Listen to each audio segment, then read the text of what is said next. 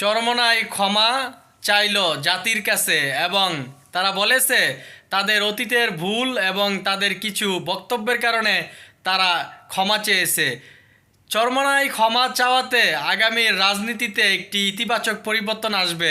আমরা মনে করি চরমোনাই এবং ইসলামিক দলগুলো অন্যান্য সকল দলগুলোর সাথে যদি একটি সুন্দর ঐক্য হয় তাহলে আগামী রাজনীতিতে চরমোনাই, জামাত শিবির, অন্যান্য দলগুলো একটি সুন্দর বাংলাদেশ উপহার দিতে পারবে।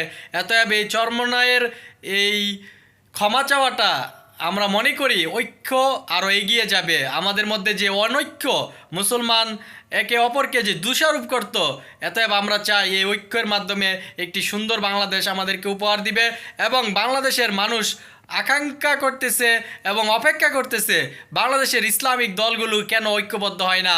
আজ চরমোনাই যে একটা দৃষ্টান্ত সৃষ্টি করলো, দেখুন ক্ষমা চাইলে ছুটো হওয়া যায় না, এখানে বরঞ্চ উনি আরও বাংলাদেশের মানুষের কাছে ওনার গ্রহণযোগ্যতা বাড়বে। এতে মানুষের ভুল ত্রুটি থাকবে, এটাই স্বাভাবিক, কিন্তু চরমোনাই একটি নতুন দৃষ্টান্ত সৃষ্টি করলো। এবং অপরদিকে জামাত শিবির বলেছে ঐক্য হওয়ার জন্য তারা প্রস্তুত, প্রয়োজনে ছাড় দিয়ে হলেও জামাত শিবির ঐক্যবদ্ধ হবে এবং বাংলাদেশের একটি নতুন বাংলাদেশের যে রূপরেখা এবং বাংলাদেশের আইনের শাসন এবং সকল প্রতিষ্ঠানগুলো যেন জনগণের সেবা নিতে পারে, সেই আকাঙ্ক্ষা নিয়ে আমাদের ইসলামিক দলগুলো যেন একটি সুন্দর ঐক্য হয়, সে ব্যবস্থা আমরা দেখতে চাই।